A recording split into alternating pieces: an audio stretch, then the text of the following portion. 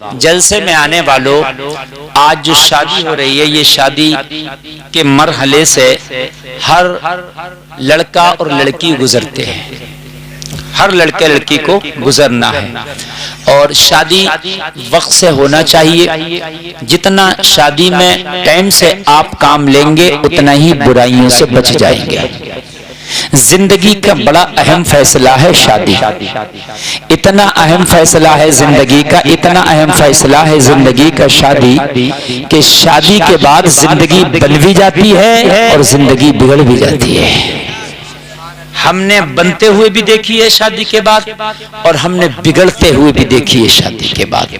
پھر آپ کا ہو گیا حضرت جب 50-50 چانس ہیں، بگڑ بھی سکتی ہے بن بھی سکتی ہے، تو جب 50-50 چانس ہیں تو پھر ایسا رسک لینا کیوں؟ کسی کام میں اگر 50-50 چانس ہو تو وہ رسک ہی نہیں لینا چاہیے، پھر کیوں شادی کرے؟ تو کان کھول کے سنیں، جو 50 چانس بگڑنے کے ہیں وہ خرابی ہماری ہے، وہ شادی کا کوئی قصور نہیں ہے، وہ خرابی ہماری ہے۔ لیکن شادی ضروری ہے، اگر شادی ضروری نہ ہوتی تو میرے نبی نے شادیوں کا حکم نہ دیا ہوتا۔ شادی اتنا ضروری ہے کہ بنا شادی کے انسان کو پتہ ہی نہیں کہ دنیا میں آنے کا اس کا مقصد کیا ہے۔ صحیح بتا رہے ہیں، ہم اتنا ضروری ہے۔ یہاں سے آپ گفتگو کو سنیں گے تو سمجھیں گے کہ شادی کتنا ضروری ہے۔ اب خطا ہماری یہ ہے کہ بھائی سفر آپ کو کرنا ہے، مثال کے طور پر آپ سے کہا جائے کہ مراد آباد جاؤ، جانا ضروری ہے، لیکن 50-50 چانس ہے، آپ صحیح بھی جا سکتے ہو اور وہاں حادثہ بھی ہو سکتا ہے، تو آپ کہو گے حضرت جانا ہی نہیں چاہیے، تو میں کہوں گا جانا چاہیے مگر لمٹ میں گاڑی چلا کے جانا چاہیے، ہے نا بھائی؟ آپ 150 پہ گاڑی چلا کے جا رہے ہو تو ظاہر سی بات ہے چانس ہے، بات ہے کہ نہیں میرے بھائیوں؟ آپ گاڑی کو صحیح طریقے سے نہیں چلاؤ گے، چانس ہے۔ ٹیمپو پہ لٹک کے جا رہے ہو، چانس ہے۔ بس کے اوپر بیٹھ کے جا رہے ہو، چانس ہے۔ حفاظت سے آپ صحیح طریقے سے قاعدے میں سواری سے یا اپنی سواری سے جائیں اور پھر دعا کرتے ہوئے جائیں، یا اللہ مجھے حفاظت سے پہنچانا، حفاظت سے لانا، تو انشاءاللہ وہ تیرا سفر کامیاب رہے گا۔ ایسے ہی شادی ہے کہ جب آپ شادی کر رہے ہیں تو پھر آپ شادی کو شیطانی طریقے پہ نہ کریں، جب آپ شادی کر رہے ہیں تو آپ دنیا والوں کے طریقے پہ نہ کریں، جب آپ شادی کر رہے ہیں تو آپ فلموں والوں کے اپنے طریقے پہ شادی نہ کریں، جب آپ شادی کر رہے ہیں تو دنیا دار کو نہ دیکھیں، جب شادی کر رہے ہیں تو آپ دنیا کے غنڈے اوباش لوگوں کو نہ دیکھیں، بلکہ جب شادی کریں تو پھر مصطفیٰ کی سنت کو دیکھیں، جب شادی کریں تو صحابہ کے طریقے کو دیکھیں، جب شادی کریں تو اولیاء امت کو دیکھیں، جب شادی کریں تو علماء کو دیکھیں، اور ان کے طریقے پہ شادی کرتے جائیں اور دعا کرتے جائیں، یا اللہ شادی کا سفر میرے لیے مبارک کر دینا، تو انشاءاللہ یہ شادی رحمت کے پھول برسائے گی، رحمت کے پھول برسائے گی یہ شادی، اور ایسے پھول برسائے گی خدا کی قسم، شادی کے بعد انسان کہے گا کہ واقعی اصل زندگی شادی کے بعد شروع ہوتی ہے۔ صحیح بات بتا رہا ہوں میں، واقعی اصل زندگی شادی کے بعد شروع ہوتی ہے میرے بھائی۔ لیکن اگر آپ نے اس شادی کو دنیا کے طریقے پر کر دیا، اگر اس شادی کو اپنے شیطان کو خوش کرنے کے لیے گاجے باجے ناچ تماشوں کے ساتھ کر دیا، تو آج تو نے بیج بویا ہے، کل یہ تیری نسلوں کی شکل میں تیری فصل تیار ہوگی، ان میں کوئی جواری ہوگا، کوئی اوباش ہوگا، کوئی سٹے باز ہوگا۔ اگر چاہتے ہو کہ تمہاری نسلوں میں کوئی اللہ کا ولی پیدا ہو تو شادی اولیاء کی طرح کرو۔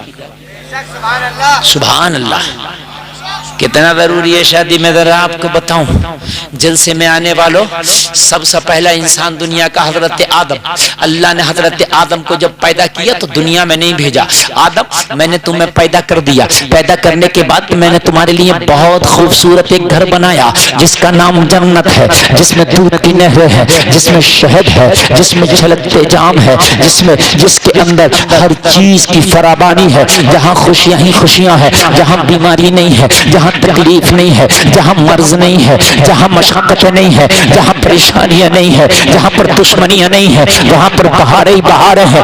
جنت خدا کی قسم جو آپ اپنے دل میں سوچو، جو آپ ذہن میں تصور کرو، جنت میں وہ چیز حاضر کر دی جائے گی۔ اللہ نے حضرت آدم کو پیدا کیا اور پیدا کرنے کے بعد جلسہ میں آنے والوں حضرت آدم کو جنت میں رکھ دیا۔ اور لوگوں سنو، آپ ذرا تصور کرو، آج کا 3 اسٹار ہوٹل جنت کا مقابلہ نہیں کر سکتا، 5 اسٹار ہوٹل جنت کا مقابلہ نہیں کر سکتا، 7 اسٹار ہوٹل جنت کا مقابلہ نہیں کرتا۔ دنیا میں سب سے اعلیٰ ہوٹل بھی جنت کا مقابلہ نہیں کرے گا، اس لیے کہ کسی بھی ہوٹل میں جاؤ بیماری وہاں بھی ہے، لیکن یہ جنت ہے جہاں کوئی مریض ہی نہیں ہوگا۔ جنت میں کوئی مریض نہیں ہوگا۔ کیسی ہے جنت؟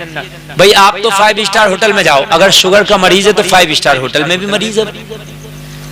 چترپور کا کوئی انسان اگر 5 اسٹار ہوٹل میں جائے اور اللہ نہ کرے وہ بیمار ہے تو وہ 5 اسٹار ہوٹل میں بھی بیمار ہوگا کہ نہیں ہوگا؟ بولو بھائیو، ہوگا کہ نہیں ہوگا؟ ہوگا۔ اگر بوڑھا آدمی پاک بالا کے 5 اسٹار ہوٹل میں رکھ دو، بوڑھا رہے گا کہ جوان ہو جائے گا؟ بولیے، بوڑھا رہے گا، جوان نہیں ہو سکتا۔ بال اگر داڑھی کے سفید ہے کالے نہیں ہو سکتے، کمر جھکی ہے تو سیدھی نہیں ہو سکتی، لیکن یہ جنت ہے، جنت میں کوئی بوڑھا بھی نہیں ہوگا۔ بتاؤ کیسی فیسلٹی ہے؟ جنت میں روشنی ہوگی مگر لائٹ کا بل نہیں جائے گا۔ کیسی فیسلٹی ہے؟ روشنی ہوگی مگر لائٹ کا، ہر چیز کھانے کو ملے گی مگر خریدنے کی ضرورت نہیں ہے۔ بتائیے، ہر چیز کھانے کو ملے گی مگر خریدنے کی ضرورت نہیں ہے۔ جنت میں نہ چوری ہے، نہ ڈاکہ ہے، نہ دشمنی ہے، نہ مخالفت ہے، بیمار بھی کوئی نہیں، بوڑھا بھی کوئی نہیں۔ اگر کوئی مرا تھا بڑھاپے میں جنت میں جائے گا تو اللہ اسے بوڑھا نہیں رکھے گا بلکہ جوان کر دے گا۔ جنت میں کوئی بوڑھا نہیں رہے گا۔ اب ذرا مجھے بتائیے، جبڑے جنت میں تمہارا لباس ہے گندا نہیں ہوگا؟ ہائے ہائے، جنت کی جو نہریں ہیں، سونا اور چاندی کے کنارے، موتی جواہرات کے برتن ہیں جن سے پیا جائے گا۔ جنت کی خوشبودار ہوائیں چلیں گی، ایسا لگے گا جیسے عطر بکھیر رہی ہو۔ اور جنت کا محل معلوم ہے کتنا بڑا ہوگا؟ 100 گز کا پلاٹ نہیں ہوگا، 200 گز کا پلاٹ نہیں ہوگا، 1 بیگھہ کی حویلی نہیں ہوگی، 2 بیگھے کی حویلی نہیں ہوگی۔ یہ تو دنیا والے ہیں، امبانی کا بنگلہ ہے، فلاں کا بنگلہ ہے، ان کا بنگلہ، ان کا بنگلہ تو ہے، لیکن جنت میں جو تمہیں محل دیا جائے گا، اس محل کا جو دروازہ ہوگا وہ اس کی چوکھٹ ہوگی، اس کی چوکھٹ کی چوڑائی سن لو، اس کی چوکھٹ کے جو بازو ہوتے ہیں، 2 بازو دروازے کے ہوتے ہیں، تو ایک بازو سے دوسرے بازو تک تیز رفتار گھوڑے کو دوڑایا جائے تو 500 برس میں پہنچے گا۔ اتنا بڑا جنت کے محل کا تیرے دروازہ ہوگا تو تیرا محل کتنا بڑا ہوگا؟ بتائیے کتنا بڑا ہوگا؟ 500 برس لگیں گے گھوڑے کو تیز رفتار۔ نوجوانوں سنو، آج عیش کرنا چاہتے ہو، خدا کی قسم دنیا میں وہ عیش ہے ہی نہیں جو اللہ نے تیرے لیے جنت میں رکھا ہے۔ اور میرے بھائیو، دنیا میں ایسا عیش کا تصور بھی نہیں کیا جا سکتا، دنیا میں ایسا عیش کوئی لا نہیں سکتا، ایسا عیش دنیا میں کوئی ہو نہیں سکتا۔ اور دنیا میں کوئی گھنٹا ہے، کوئی لمبا ہے، کوئی گورا ہے، کوئی کالا ہے، جنت میں سب خوبصورت ہوں گے، سب لمبے ہوں گے۔ سبحان اللہ بولو یار۔ ارے میں جنت کی باتیں بتا رہا ہوں میرے بھائی، کوئی آپ سے پوچھ سکتا ہے تو اگر دنیا میں آپ کو تکلیفیں ہیں تو برداشت کر لینا، مرنے کے بعد یہ ساری تکلیفیں بھول جاؤ گے، تمہیں جنت کی شکل میں اللہ تمہیں تحفہ عطا فرمائے گا۔ نوجوانوں لیکن یہ جنت ایسے نہیں ملے گی کہ گیم کھیل رہے ہو موبائل پر نمازیں چھوڑ رہے ہو. نوجوانوں یہ جنت ایسے نہیں ملے گی والدین کو ستا رہو. نوجوانوں یہ جنت ایسے نہیں ملے گی جھوٹ بول رہے ہو, چغلیاں کر رہے ہو, دوسرے کی بیٹیوں کو تک رہے ہو. نوجوانوں یہ جنت ایسے نہیں ملے گی کہ دوستوں سے میسج پہ میسج ہو رہا ہے لیکن تجھے اتنا موقع نہیں ہے کہ مسجد میں جا کے نماز بھی پڑھ لے, سجدے بھی کر لے. ایسے نہیں ملے گی. جنت پرہیزگاروں کے لیے رکھی ہے, جنت اللہ نے ایمان والوں کے لیے رکھی ہے, جنت سجدہ کرنے والوں کے لیے رکھی ہے, جنت اللہ نے سچوں کے لیے رکھی ہے, جنت اللہ نے پختہ ایمان والوں کے لیے رکھی ہے, جنت اللہ نے پردے والوں کے لیے رکھی ہے, جنت اللہ نے جو سچائی کے راستے پر چلتے ہیں ان کے لیے رکھی ہے, جو شریعت کے دامن کو سختی سے پکڑتے ہیں جنت ان کے لیے رکھی ہے. تو اتنی خوبصورت. لیکن میرے بھائی اچھا جنت میں ایک سب سے بڑی بات ہو رہا ہے, فیسلٹی جو دنیا میں کہیں نہیں. بتا دوں سب سے بڑی فیسلٹی کیا ہے جنت میں؟ بولو, اجازت ہے بتاؤں؟ جنت میں سب سے بڑی فیسلٹی یہ ہے کہ موت نہیں ہے. کتنی بڑی فیسلٹی ہے. کتنے بڑے ہاسپٹل میں چلے جاؤ موت ہے. بات ہے کہ نہیں میرے بھائی؟ وینٹیلیشن پہ جاؤ وہاں بھی موت ہے, آئی سی یو میں جاؤ وہاں بھی موت ہے, کوسموس میں جاؤ وہاں بھی موت ہے, آل انڈیا چلے جاؤ وہاں بھی موت ہے. لیکن جنت میں داخل ہو گئے تو موت نہیں ہے. کتنی بڑی فیسلٹی ہے. اور بتاؤں ایک فیسلٹی, جہنم میں جن لوگوں کو ڈالا جائے گا, جہنم کے لوگوں کو تو اللہ نکالے گا جہنم سے, لیکن جنت میں جسے رکھا جائے گا اسے کبھی جنت سے نکالا نہیں جائے گا. کتنی بڑی فیسلٹی ہے. نہ کبھی موت نہ کبھی جنت سے نکالا جائے گا, جہنم سے لوگوں کو نکالا جائے گا. کون سے لوگ ہوں گے؟ کچھ لوگ وہ ہوں گے جو گناہگار ہوں گے, خطا کار ہوں گے, سیاہ کار ہوں گے, مجرم و نکارہ ہوں گے, اور وہ جہنم میں جلیں گے.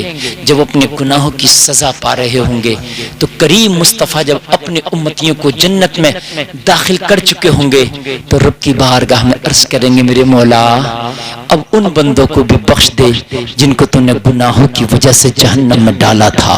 لوگوں اللہ کی رحمت کو جوش آئے گا اور پھر وہ گناہوں کی سزا پائیں گے, اور گناہوں کی سزا پانے کے بعد پھر ان کو بھی جہنم سے نکال کے جو ایمان والے ہوں گے جنت میں رکھا جائے گا. لیکن میرے پیارے جب تک حالت خراب ہو جائے گی, معلوم ہے جہنم کے جو عقبے ہیں نا بہت خطرناک ہے, جہنم کی جو گہرائی ہے نا بڑی خطرناک ہے, جہنم کی جو آگ ہے نا بڑی خطرناک ہے, جہنم کا جو عذاب ہے نا بڑا خطرناک ہے.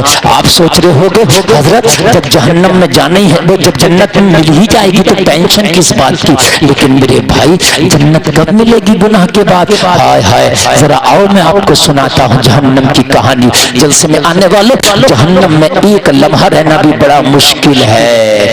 لوگوں ایک وقت کی نماز جس نے جان بوجھ کر کے چھوڑی 2,88,00,000 برس اس کو جہنم میں جلایا جائے گا. ایک وقت کی نماز چھوڑنے کے بدلے میں جلسے میں آنے والے جنت تو ملے گی لیکن کب جا کے ملے گی حساب تم لگا لو. اگر کیلکولیٹر چلانا آتا ہو جہنم کی گہرائی اتنی ہوگی کہ جب اللہ جہنمی کو جہنم میں پھینکے گا 70,000 برس اس کو نیچے جانے میں لگے گا, نیچے گرتے ہی جائے گا, گرتے ہی جائے گا. 70,000 برس کے بعد جا کے کہیں وہ جہنم میں پہنچے گا. وہ لوگوں ذرا غور کرو, اتنا بدبودار جہنم ہوگا کہ لوگوں بدبو کے مارے ٹھکانا نہ ہوگا. پیاس کی شدت سے لوگ تڑپ رہے ہوں گے.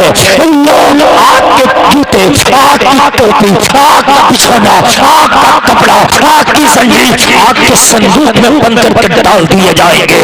لوگوں پیاس کی وجہ سے زبانیں لٹک آئیں گی, نیچے کا لوگوں کے گھٹنے میں لگے گا پیاس کی وجہ سے. جلسہ میں آنے والوں ذرا غور کرو, زبانیں نکل چکی ہوں گی, پیاس پیاس الہات سب کی زبانوں پر ہوگا. ہائے جہنم بڑا خطرناک مرحلہ ہے جہنم کا. لوگوں ہزاروں برس تک چیخیں گے دروغے جہنم سے, کہیں گے ہمیں پانی دے دے. 1,000 برس کے بعد دروغے جہنم بہرا ہوگا. 1,000 برس کے بعد اتنا سنے گا, کیوں چیختے ہو؟ اللہ اسے 1,000 برس کے بعد سننے کی طاقت عطا فرمائے گا. اتنا کہہ کے وہ پھر بہرا ہو جائے گا. 1,000 برس تک پھر چیخیں گے ہمیں پانی دے دے, ہمیں پانی دے دے.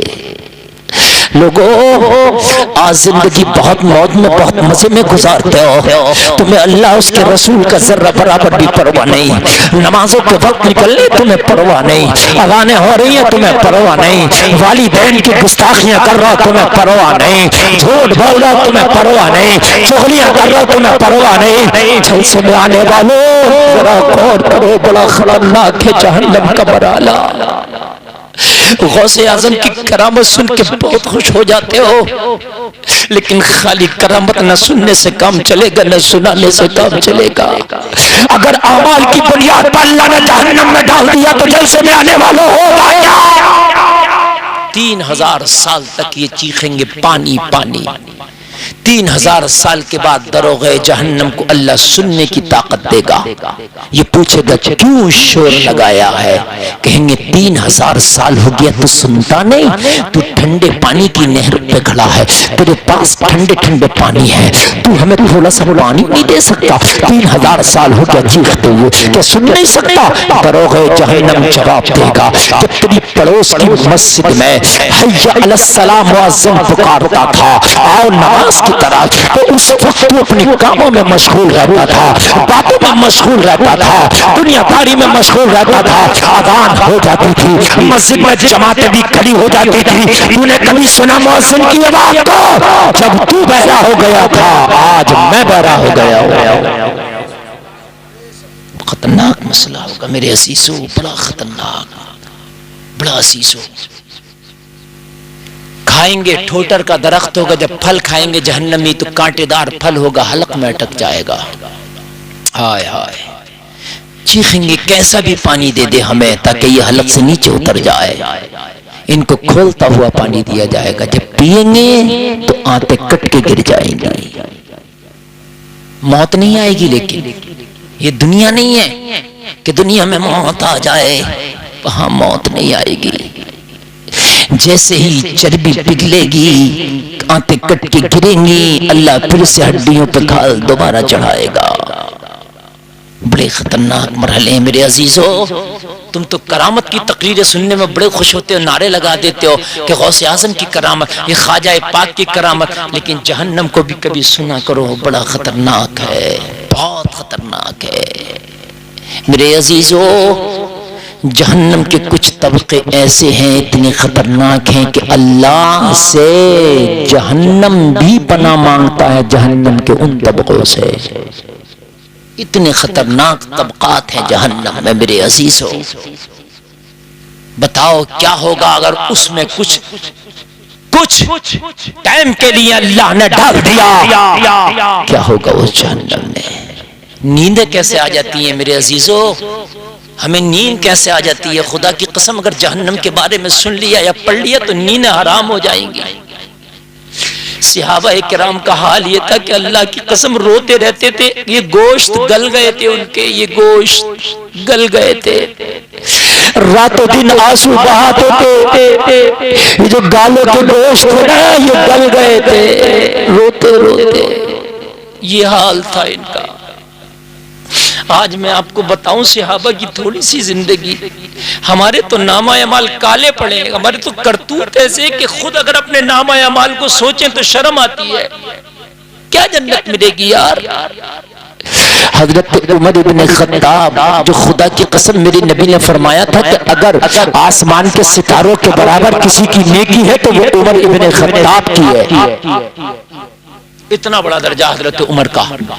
حضرت عمر جب ایمان نہ لائے تھے تو میرے نبی نے دعا کر کے عمر کو مانگا تھا، یا اللہ مجھے عمر دے دے۔ عمر نے کلمہ پڑھا تھا۔ ایک شخص لکھا جاتا ہے، تاریخوں میں آتا ہے کہ اگر عمر جیسا ایک شخص اور ہوتا تو پوری دنیا میں مذہب اسلام ہوتا۔ نبی فرماتے میرے بعد اگر کوئی نبی ہوتا تو عمر ہوتا۔ سنیں ذرا، با خدا میں اپنی بات بتا رہا ہوں، اللہ کی قسم ممبر رسول پہ بیٹھا ہوں، میں نے اپنے بچپن میں جب جہنم کی واقعات سنے اور پڑھے، خدا کی قسم مجھے راتوں کو نیند نہیں آتی تھی۔ میں اپنی بات بتا رہا ہوں، یہ جب کی بات ہے جب میں بالغ بھی نہیں تھا، یعنی جب میری عمر رہی ہوگی 12 سال 13 سال، نیند نہیں آتی تھی۔ ایسی نیندیں اڑ گئی تھی، ایسی چارپائی پہ لیٹے وہی جہنم کی بات، جہنم کے خیالات سامنے آتے تھے، یا اللہ ہوگا کیا، ہوگا کیا میرے رب؟ قبر اتنی خطرناک ہے کہ جب قبر میں بندہ جائے گا تو اسے دباتی ہے، ادھر کی پسلی ادھر، ادھر کی پسلی ادھر کر دیتی ہے، اتنی خطرناک ہے قبر۔ سانپ ہیں، بچھو ہیں، کیڑے ہیں، مکوڑے ہیں قبر میں، گھپ اندھیرا ہے۔ پھر وہ آئیں گے منکر نکیر جو سوال قائم کریں گے، لوگوں نیلی نیلی پہاڑوں کی طرح ان کی آنکھیں ہوں گی بڑی بڑی، لمبے لمبے دانت ہوں گے، زمین کو چیرتے ہوئے آئیں گے اور قبر میں آ کر جگہ کے مرنے والے سے سوال کریں گے، مجھے بتاؤ کہاں تیرا بھائی نہیں ہوگا، تیرا باپ نہیں ہوگا، تیرا چاچا نہیں ہوگا، تیرا خاندانی نہیں ہوگا، بتاؤ یار یہ لمحہ کتنا خطرناک ہوگا، کتنا خطرناک۔ چاہتے ہو کہ قبر کی وحشت دور ہو جائے تو میں آپ کو بتاؤں، اگر چاہتے ہو کہ قبر کا خوفناک منظر تم سے دور ہو جائے تو بتاؤں میں آپ کو طریقہ، سورہ ملک جو تبارک الذی روزانہ اس کی تلاوت کیا کرو، سورہ ملک پڑھنے والا قبر کی وحشت سے محفوظ رہے گا۔ لیکن ہمیں فرصتی کہاں ہے، کتنے لوگ پڑھتے ہیں سورہ تبارک الذی، 2 رکوع کیے کل، فجر کی نماز پڑھ کے روزانہ پڑھ لیا کرو، عشاء کی نماز کے بعد جب بستر پر جایا کرو نا تو سونے سے پہلے روزانہ پڑھ لیا کرو، تبارک الذی بیدہ الملک وہو علی کل شیء قدیر، یہ 2 رکوع کی ہے، کتنا سا ٹائم لگے گا، 2 منٹ، مگر ہم نے تو، ہمارے تو کتنے نوجوانوں نے قرآن پڑھنا ہی نہیں سیکھا، ہم نے تو بڑے بڑے موبائل چلانا سیکھ لیے، انسٹاگرام ہم چلا لیتے ہیں، یوٹیوب ہم چلا لیتے ہیں، میرے بھائیو فیس بک ہم چلا لیتے ہیں، نہیں آیا تو ہمیں قرآن پڑھنا نہیں آیا، ہائے غفلت میں پڑے انسان تو جاگے کر کب، مجھے یہ تو بتا دے جب قرآن تجھے پڑھنے نہیں آیا تو کیا رامتار قرآن پڑھے گا، کیا اوم پرکاش قرآن پڑھے گا، کہ چندر سین قرآن پڑھے گا؟ قرآن تیرے لیے تو تھا، قرآن کو تجھے تو پڑھنا تھا، ارے ہے کتنی بڑی بات، 6 مہینہ لگا دے کسی حافظ مولانا کے پاس، خدا کی قسم کھا کے کہتا ہوں تجھے قرآن پڑھنا آ جائے گا، اگر صحیح سے قرآن کے 2 پارے پڑھ لیے نا تو 2 پاروں کے بعد جو 28 بج جائیں گے وہ بھی خود بخود پڑھ لے گا۔ یہ ہے قرآن کا کمال، ڈرتے ہی نہیں ہم، ہمیں تو تقریریں بھی، اب پتہ نہیں آپ کو مزہ آ رہا ہے نہیں مزہ آ رہا ہے تقریروں میں، لیکن خدا کی قسم میں اس لیے بتا رہا ہوں یہ بھی مولویوں کی ذمہ داری ہے، جہاں کرامتوں کے بارے میں تمہیں مولوی بتائیں، جہاں جنت کے بارے میں مولوی تمہیں بتائیں، وہاں جہنم کے بارے میں بھی بتائیں۔ میں نے جنت کا ذکر کیا آپ کے سامنے، جنت کی فیسلٹیوں کا ذکر کیا، تو جہنم کا کون کرے گا؟ کہیں جنت کے لال باغوں میں خوش نہ ہو جاؤ۔ حضرت عمر جیسا انسان، لوگوں ذرا غور کرو، آج کی تقریر ایسی ہے میں رب کعبہ کی قسم کھا کے کہتا ہوں پوری زندگی نہیں بھولو گے آپ، ذرا آپ سنیں۔ آپ کہو گے شادی کے موقع پہ حضرت یہ تقریر کیوں کر رہے ہو؟ اس لیے کر رہا ہوں کہ شادی کے موقع پہ سب سے زیادہ اللہ کو بھول جاتا ہے انسان، کم لوگ ہیں جو شادی کے موقع پر اللہ اس کا رسول یاد رہتا ہو، ورنہ شادی کے موقع پر اکثر بھول جاتا ہے۔ بے حیائی کے بازار شادیوں میں گرم ہوتے ہیں، بے پردگیاں شادیوں میں ہوتی ہیں، نوجوانوں کے ناچ گانے تماشے عیاشیاں بے حیائیاں پٹاخے آتش بازیاں سب شادیوں کے موقع پر ہوتے ہیں، بولے ہوتے کہ نہیں ہوتے ہیں؟ اس لیے شادی کے موقع پر بتایا جائے کہ میرے پیارے ایک دن تو دولہا بنا ہے لیکن ایک دن کفن میں بھی لپیٹا جائے گا، اس کو بھی تیاری میں رکھنا، اس کو بھی اپنی نظر میں رکھنا۔ آج تو نے دولہے کی پوشاک پہنی ہے، جلسے میں آنے والوں ایک دن وہ بھی ہوگا کہ تیری عزیز تجھے کلومیٹر کفن میں لپیٹ کے اور تجھے قبر کی منو مٹی کے نیچے دفنا دیں گے، ہائے وہاں کوئی نہیں ہوگا تیری پرسش کرنے والا۔ اگر واقعی تیرے اعمال اچھے ہوں گے تو مرنے کے بعد مرنے والے کے لیے بھی شادی ہوتی ہے۔ آپ کہو گے کیسی شادی؟ شادی کا معنی تھا خوشی، اگر واقعی نیک مرا ہے تو مرنے والے کے لیے خوشی ہوتی ہے یہ کہ مجھے جلدی سے قبر کے حوالے کرو میرے دوستو، اس لیے کہ جب میں قبر میں جاؤں گا تو نبی کا دیدار ہوگا۔ عاشق رسول پتا کیا کہتا ہے؟ عاشق رسول کہتا مرنے کے بعد وہ جو آئیں میری قبر پر، میں اٹھوں کفن کو یوں چیڑ کر یہ کہوں حضور کو دیکھ کر میری اس ادا کا سلام لو۔ اور اعلیٰ حضرت کہتے ہیں یا رسول اللہ آنکھ عطا کیجئے اس میں ضیا دیجئے، جلوہ قریب آ گیا تم پہ کروڑوں درود۔ ہائے عمر جیسا صحابی، جلیل القدر صحابی، ذرا غور کریں آپ، عمر جیسا آج میں اتنے جو بات بتانے جا رہا ہوں خدا کی قسم کھا کے کہتا ہوں آپ کے ایمان تازہ ہو جائیں گے. اجازت ہے بیان کر دوں میں؟ اور میں کیوں بیان کر رہا ہوں؟ اس لیے کہ آپ سن بہت اچھا رہے ہیں. اللہ کرے اس جلسے کے صدقے میں ہم سب کو نیک بنا دے, ہم سب کو جنتی بنا دے. اللہ ہمارے اگلے پچھلے گناہوں کو معاف فرما دے. کوئی بیمار ہے تو اللہ شفا عطا فرما دے. حضرت عمر ابن خطاب, لوگوں ذرا غور کرو, جن کی آدھی دنیا پہ حکومت ہے. آپ مسجد میں جب نماز پڑھنے گئے تو حضرت عمر کے دشمن نے صف میں چھپ کے بیٹھا تھا. حضرت عمر نے جب نیت کر کے ہاتھ باندھے ناف کے نیچے اللہ اکبر کہہ کے, اور جب حضرت عمر نے نماز شروع کی تو ظالم نے پیچھے سے خنجر حضرت عمر کے گھونپ دیا. زخم بہت گہرا لگا, پورا خنجر گھونپ دیا. حضرت عمر بے ہوش ہو کے زمین پہ گر گئے. خنجر گھونپنے والے کو پکڑ لیا. ذرا غور کریں, حضرت عمر کو بستر پہ لٹایا, خون بہت تیزی سے بہ رہا تھا. حکیم کو لایا گیا, خون اتنا بہ گیا اتنا بہ گیا کہ حضرت عمر کے جسم میں خون نہیں رہا. حکیم نے دوا پلائی. جب دوا پلائی نا تو زخم اتنا گہرا تھا کہ جو دوا منہ سے پلائی دودھ سے نا, وہ زخم کے ذریعے باہر نکل گیا دودھ. اتنا گہرا زخم تھا. ذرا غور کرنا, میں تاریخ پڑھ رہا ہوں آپ کے سامنے, اور میں نے تاریخ پڑھی ہے اس لیے میں آپ کے سامنے تاریخ پیش کر رہا ہوں. اللہ کرے کہ ہمیں عمل کی توفیق عطا ہو. حضرت عمر ابن خطاب کے جب دودھ نکلا زخم کے راستے سے باہر تو حکیم کی نگاہیں جھک گئیں. حکیم سے کہا کیا بات؟ حکیم نے کہا حضور کے پاس بہت کم وقت ہے, عمر کے پاس بہت کم وقت ہے. حضرت عمر کی سامنے نگاہیں جھکا کے حکیم بولا حضور وقت بہت کم ہے, اگر کوئی وصیت کرنا ہو تو کر دو. حضرت عمر نے فرمایا کیا بات کرنے لگا؟ حضور اب کوئی دوا کام نہیں کرے گی, میں دوا پلاتا بھی ہوں تو دوا میدے کے جو راستہ ہے, جو زخم ہے, وہ میدے کو چھلنی کر دیا ہے خنجر نے, اور وہ اس راستے سے دوا باہر نکل رہی ہے. زخم بہت گہرا ہے. حضور وقت بہت کم ہے آپ کے پاس, اگر کوئی وصیت کرنا ہے تو کر دو. اللہ اکبر. حضرت عمر کی وصیت سنو ذرا, ایمان تازہ ہو جائے گا. اللہ کرے کہ عمر کا صدقہ ہمیں عطا ہو. ہم تو کسی کا قرضہ لے لینا تو کہتے ہیں دے دیں گے, بھاگ تھوڑی رہے. کہتے ہیں بھائی وہ قرضے والا دروازے پہ آ رہا بیچارہ, کنڈیاں کھٹکھٹا رہا, پھر اس سے کیا کہتا آنکھیں نکال کے, بھائی مجھے ٹوک کیوں رہا, بھائی 4 لوگوں کے سامنے کیوں ٹوک دیا. اور بھائی قرضہ دے دے, اگر تو مر گیا تو خدا کی قسم کیا پتہ تیری اولادیں دیں یا نہ دیں, میدان محشر میں بڑا کرنا پڑے گا, بہت سخت پڑے گا, بہت سخت. 1 روپیہ کے بدلے 700 باجماعت نمازیں دی جائیں گی. سن لیں آپ, یہ جو کہتے ہو میں نے اینٹ لیا, یہ جو کہتے ہو میں نے بے وقوف بنا دیا, میں نے الو بنا دیا, سمجھ لو 750 نمازیں ایک کے بدلے دی جائیں گی. کیا لے لیا؟ دنیا میں معاملے صاف کرو اگر معاملہ کسی کے اوپر ہے تو. حضرت عمر کے پاس جب وقت کم ہے, حکیم نے کہا حضور جو کہنا کہہ دیں. آپ نے فرمایا میرے بیٹے کو بلا کے لاؤ. حضرت عمر کا بیٹا آیا, کہنے لگا ابا حضور فرمائے. حضرت عمر نے فرمایا بیٹا میرے اوپر 80 دینار کا قرضہ ہے. ہائے ہائے کتنا قرضہ؟ 80 دینار کا. یار کیسے لوگ تھے, آدھی دنیا پہ حکومت اور 80 دینار کا قرضہ. کیسے سچے لوگ تھے یار, کیسے ایمان والے لوگ تھے یار.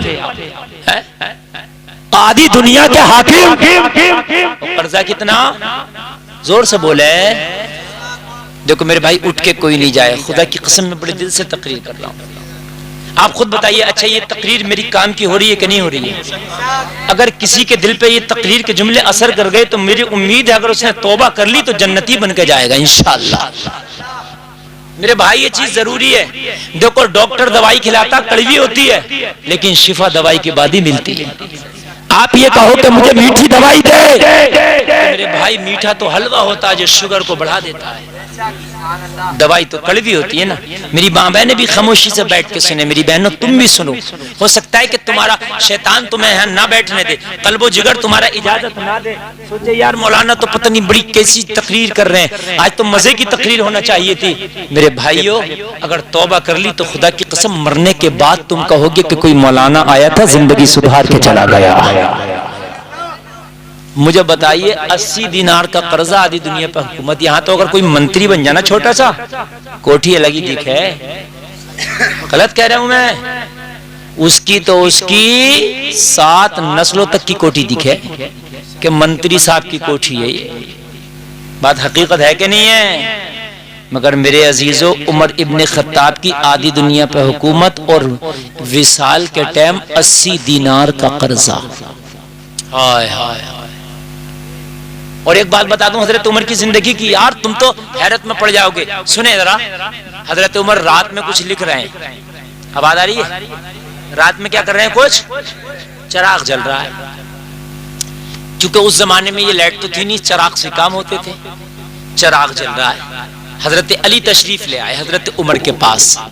حضرت علی سے حضرت عمر نے پوچھا کیسے آنا ہوا؟ کہا عمر میرا کوئی ذاتی کام ہے, مشورہ لینے آیا ہوں. حضرت علی نے فرمایا کوئی ذاتی کام ہے, میں مشورہ. اتنا سنا حضرت عمر نے چراغ بجھا دیا. حضرت علی حیرت میں پڑ گئے, بھئی مہمان آتا تو چراغ جلایا جاتا ہے کہ بجھایا جاتا ہے؟ جلایا جاتا ہے. یار آپ کے گھر میں رات میں کوئی مہمان آ جائے, بلب بند ہوگا تو جلاؤ گے کہ نہیں؟ حضرت علی نے فرمایا عمر کیا بات, علی آپ کے پاس آیا تو آپ نے چراغ بجھا دیا. کہا علی تھوڑی دیر خاموش. حضرت عمر نے تھوڑی دیر کے بعد چراغ جلا دیا. حضرت علی نے فرمایا عمر اگر چراغ جلانا تھا تو بجھایا کیوں؟ بجھائی دیا تھا پھر جلایا کیوں؟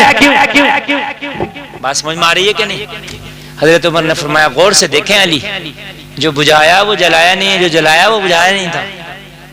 چراغ دو ہیں. چراغ جو پہلے بجھایا تھا وہ نہیں جلایا, یہ اب دوسرا جلایا. تو کہا پھر چراغ ایک سے. یار اس راڈ کو بند کر دو, یہی برابر میں ایک راڈ اسے جلا دو, تو بات تو وہی ہے بھائی کہ جب چراغ جلا نہیں تھا تو پھر بجھایا ہی کیوں؟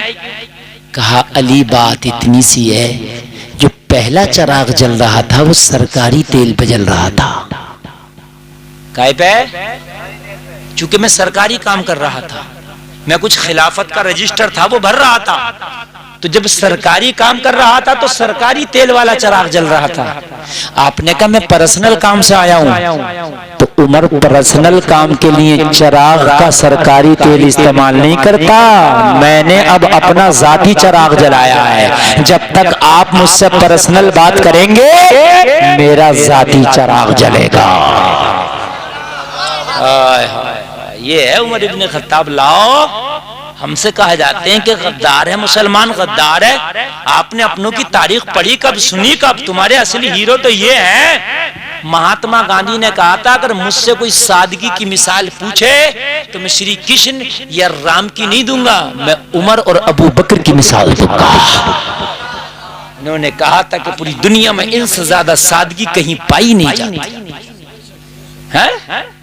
یہاں تو حال یہ ہے کہ سرکاری کاموں پہ جو معاملات آتے ہیں وہ کھا جاتے ہیں. کہاں 25 پیسے لگ رہا, روڈ پڑ رہا ہے, ادھر سے پڑتا جا رہا, پیچھے سے ٹوٹتا جا رہا. میری بات غلط تو نہیں ہے؟ یہی بات ہے میرے بھائیوں, کیونکہ 20% لگ رہا ہے اس میں, 80 تو جا رہا نا صاحب. اگر پورے کا پورا لگ جائے تو روڈ ٹوٹ جائے. لیکن یہ عمر ابن خطاب ہیں کہ ہاں علی جب تک میری اور آپ کی پرسنل بات چلے گی میرا پرسنل چراغ چلے گا. یار ذرا زور سے بولو اللہ اللہ اللہ اللہ. لوگوں ہاتھ بڑھاتے ہو, 2 نمبر کا کماتے ہو. اچھا بہت سے لوگ کیا کہتے ہیں, بھائی مولانا صاحب بڑی محنت کر کے دیکھ لی, جب تک 2 نمبر کا کام نہیں کریں گے جب تک مالدار نہیں ہو سکتے. بہت سے لوگ کہتے ہیں تو 2 نہیں تو 5 نمبر کا کر لے, 50 نمبر کا کر لے, ملے گا اتنا ہی جتنا اللہ نے لکھا. صحیح بتا رہا ہوں میں نے بڑے بڑے شو روم والوں کو روڈ پہ آتے دیکھا, میں نے وجے مالیا کو ہندوستان چھوڑ کے بھاگتے دیکھا. جہاز تھے اس کے جہاز, کنگ فشر کا مالک وجے مالیا تھا. ایک جہاز چلتا تھا کنگ فشر جو سب سے اچھا تھا انڈیا میں, اس کا مالک وجے مالیا تھا. بھاگ گیا, دیوالیہ ہو گیا. 2 نمبر نہیں 50 نمبر بھی کر لے ملے گا اتنا ہی جتنا اللہ نے لوٹ لیا. اب میں نے دیکھا پکوڑی کی دکان لگائی, بعد میں لائن لگ رہی ہے, لائن صبح سے لے کے شام تک 2 کنٹل آلو کاٹ کے بیچ رہا. جس نے 2 کنٹل آلو کاٹ کے بیچ دیے 5000 ادھر ہیں, مہینے کا 1.5 لاکھ ہے. پکوڑیوں والا کو 1.5 لاکھ کما رہا اللہ, اور شو روم والے مکھی مار رہے ہیں. میری بات غلط تو نہیں ہے؟ میں نے دیکھا چھولے بتاشے کی دکان پر نمبر لگ رہا, اور چکن کارنر بیٹ کھول کے بیٹھا مکھی مار رہا. چونکہ اللہ نے جتنا لکھا پیارے ملے گا اتنے. چکن کارنر کھول لے, پکوڑی کی دکان رکھ لے, چپل کی دکان رکھ لے, شوز کی دکان رکھ لے, چوری کر لے, ڈکیتی کر لے, تجارت کر لے, بدماشی کر لے, دلالی کر لے, کمیشن کھا لے, سچائی سے کما لے, حرام سے کما لے, ملے گا اتنا ہی جتنا اللہ نے لکھ دیا ہے. ہم نے تو چوروں کے بھی گھر نہیں دیکھے, چوروں کے گھر نہیں ہوتے. سب سے زیادہ مالدار تو چوروں کو ہونا چاہیے, سب سے زیادہ مالدار شرابی کو ہونا چاہیے, مگر برباد ہے. یہ تو سنا ہوگا کہ پی گیا 10 بیگھے زمین بیچ کے, سنا کہ نہیں سنا؟ پی گیا, جبکہ شراب کتنی 100 روپے روز کی پیتا ہوگا, 200 روپے روز کی, مگر اللہ اس کے گھر میں ایسی نحوست برسا دیتا کہ بک جاتی. تو کان کھول کر کے سنو, کام 2 نمبر کا کرو یا 1 نمبر کا, قسمت کا مل کے رہے گا. یہ آپ بات سن لیں. اور یہ اگر اجازت ہو تو میں تھوڑی تقریر بڑھا دوں. بھائی ہم اتنی تقریر بڑھا رہے ہیں اور ہم دعا کر رہے ہیں اللہ سلامت رکھے. جو ایک شادی اور ہو رہی ہے انہیں بھی اللہ نے دیکھو عقل دے دی اور انہوں نے ڈی جے بند کر دیا. اچھی بات ہے, میں ان کی تعریف کر رہا ہوں. اللہ ان کی شادی کو بھی بابرکت بنائے, اللہ ان کی شادی کو بھی خانہ آبادی بنائے, اور جتنا بچ گیا تھا اب کبھی زندگی میں اتنا بھی نہ بجائیں. وہ ہمارے بھائی ہیں, وہ بھی ہے نا میرے بھائی. صبح کا بچھڑا شام کو گھر آ جائے تو بچھڑا نہیں کہلاتا. اتنا خیال تو کر لیا کہ مولوی گلفام تقریر کر رہا ہے کہ نہیں؟ ہاں, اور پھر کچھ پتہ نہیں ہم تو کیا بیان کر رہے ہیں, آپ تو جانتے ہی ہو. تو اس لیے اللہ سلامت رکھے. بڑا اچھا آپ سننے, اب سننے تو میں سنا دوں. کبھی بھی حرام کی طرف نہ ملے گا اتنے ہی جتنا اللہ نے. اچھا جیسے مل بھی گیا, چلو مان لو مل گیا, لے آئے, آپ نے کما لیا جھوٹ سے 10-20-50 ہزار, طبیعت خراب ہوئی, پلیٹ لیٹ گر گئی تو پتہ چلا 6000 کا مل رہا ہے. کیوں نہیں؟ میری بات غلط تو نہیں ہے؟ وہ جو کیا بولتے ہیں پلیٹیں کم ہو جاتی ہیں وہ چڑھایا جاتا ہے. ہاں جموں پیک بڑا مہنگا, سمجھ رہے ہیں آپ؟ 2-3 چڑھ جائیں گیا مہینے بھر کا, تو اس سے حلال کی کھاؤ تاکہ جموں پیک کا نمبر نہ آئے. بات ہے کہ نہیں میرے بھائیوں؟ تو بھائی رہے گا اتنا ہی جتنا کیا. ایک عورت نا بڑی دعائیں مانگ رہی, بڑی دعائیں مانگی بہت. اللہ نے فرمایا زیادہ نہ مانگ, تیری قسمت میں ابھی ہے نہیں کہ نہیں, اللہ تو مجھے عطا فرما دے, یا اللہ تو مجھے عطا فرما دے, بس سجدے میں گر کے مانگ. اچھا کبھی کبھی ایسا ہوتا ہم دعا کرتے ہیں قبول نہیں ہوتی, ایسا ہوتا تو آپ پریشان نہ ہوا کرے, وہ ہمارے حق میں چیز بہتر ہی نہیں ہے اس لیے اللہ ہمیں نہیں دے رہا. کیا پتا, ارے ہمیں اللہ پیسہ دے دے, کیا پتا ہم بگڑ جائیں. اللہ پیسے دے دے, کیا پتا ہم عیاش ہو جائیں. اللہ مال دے دے, کیا پتا ہم راہ سے بھٹک جائیں. تو اللہ اگر غریبی دیا ہے اور ہمیں امیر ہی نہیں دے رہا دعا کے بعد میں بھی, تو راضی رہو, یا اللہ اس میں بھی کوئی حکمت ہوگی. مانگ رہی دعا, یا اللہ مجھے عطا کر. اللہ کی رحمت کو جوش آیا. میں منع کر رہا ہوں, نہیں مانتی, اچھا بتا کیا مانگے گی. جا, میں نے تجھے بھی ایک دعا دی, ایک دعا تیری قبول کروں گا, ایک تیرے شوہر کی قبول کروں گا, اور ایک تیرے بیٹے کی. 3 تھے, شوہر بیوی بیٹا. جا تیری تینوں کی قبول, مانگ لو جو چاہو. تو بڑی خوش عالم نے. لیکن بھائی کبھی کبھی معاملہ ایسا ہوتا دعا قبول ہو کے بھی معاملہ چونکہ اللہ نے جو لکھا وہ ہو کے رہے گا. تو اس نے مانگا یا اللہ جو چاہوں مانگ لوں کہ ہاں. تو کہا یا اللہ مجھے اتنی خوبصورت کر دے، اتنی خوبصورت کر دے کہ میرے شہر میں مجھ سے زیادہ حسن والی کوئی نہ ہو. کیونکہ عورت کو حسن زیادہ پسند ہے. اللہ نے کر دیا. ارے اللہ کے لیے کوئی مشکل ہے؟ اللہ نے کر دیا. جب یہ حسن والی ہو گئی تو اب اس کے حسن کے چرچے ہو گئے، گلی گلی، بازار بازار، کوچا کوچا. بادشاہ کا جو بیٹا تھا شہزادہ، اس کے کان تک خبر پہنچی فلاں شہر میں ایک عورت اتنی خوبصورت ہے کہ اس جیسی کوئی ہے ہی نہیں. اب بادشاہ کا بیٹا آ گیا، دیکھا تو واقعی خوبصورت. کہنے لگا تجھی سے شادی کروں گا. کہنے لگی میں شادی شدہ ہوں، میرا بچہ بھی. کہنے لگا اس سے کوئی مطلب نہیں، جب پسند آئی ہے شادی تجھ سے کروں گا. اب یار شہزادہ ہے، بادشاہ کا بیٹا، کون ہاتھ روکے؟ اس نے بٹھایا اپنی بگی میں اور لے کے چلتا بنا. اب پچھتا رہی تھی یا اللہ اس سے بہتر تو وہی تھا میرا. میں اپنے گھر میں تو تھی، اپنے شوہر کے پاس تھی، اپنے بچے کے پاس تھی، اس سے بہتر تو وہ میرا پرانی زندگی تھی. یہ حسن کیا ہے مولا، یہ تو بلا بن گئی میرے لیے، میرے گلے کی آفت بن گئی. اس حسن نے تو زندگی تباہ کر دی. ہوا کہ نہیں ہوا؟ اگر وہی رہتی سکون سے رہتی. اچھا بادشاہوں کا تو معاملہ آپ جانتے ہو، کوئی بادشاہوں کا یہ مسئلہ تھوڑی تھا کہ ایک ہی شادی کر لی، کئی کئی بھی کرتے تھے. کئی رانیاں ہوتی تھی، ان کی جو پسند آیا اسی سے شادی کر لی انہوں نے. سمجھ رہے ہیں آپ؟ بادشاہ بڑے بڑے عیاش بھی ہوتے تھے. تو کہنے لگی یا اللہ اس سے بہتر تو وہی تھا. اب پتا چلا یا اللہ تیرے ہر کام میں حکمت ہے. تیرے ہر کام میں کیا ہے؟ کبھی کبھی بارش زیادہ ہوتی ہے تو کیا کہتے ہیں؟ ارے بھائی دکھ ہی نہیں رہا، اتنی بارش ہو رہی ہے، سب فصل خراب ہو گئی. او بھائی جتنا تجھے دکھ رہا نا بس تجھے تیرے حساب سے دکھ رہا ہے. اللہ وہ ہے جو پوری کائنات کو دیکھ رہا ہے. بارش میں تجھے تھوڑے سے دھانوں کا نقصان لگ رہا، اللہ کائنات کا فائدہ دیکھتا ہے. کچھ جانور ایسے بھی ہیں جو بارش کے بعد ہی پانی ملتا ہے. کچھ کیڑے زمین میں ایسے ہیں کہ بارش کے بعد ہی انہیں پانی ملتا ہے. تو دعا کر رہا ہے کہ بارش نہ ہو، میرا دھان خراب نہ ہو جائے، اور وہ کیڑے دعا نہیں کر رہے ہیں یا اللہ تو بارش برسا تاکہ ہمیں پانی مل جائے. تو اللہ تو سب کی سنتا ہے نا، تو جو بہتر ہے وہ کرتا ہے. بھائیو سمجھ میں آ رہی ہے بات؟ تو اب باپ اور بیٹا بچے، ان کی دعا باقی رہ گئی تھی. چونکہ تینوں کی ایک ایک دعا، تینوں کو ایک ایک دعا اللہ نے دی تھی. تو باپ نے دعا مانگی یا اللہ میری جو بیوی ہے جسے تو نے حسن عطا فرمایا اسے بدصورت کر دے. کیونکہ بادشاہ سے کیسے چھینوں گا میں؟ تبھی چھین سکتی ہے یہ، تبھی سے بدصورت کر دے. اللہ نے اس کی دعا بھی قبول کی، بدصورت ہو گئی.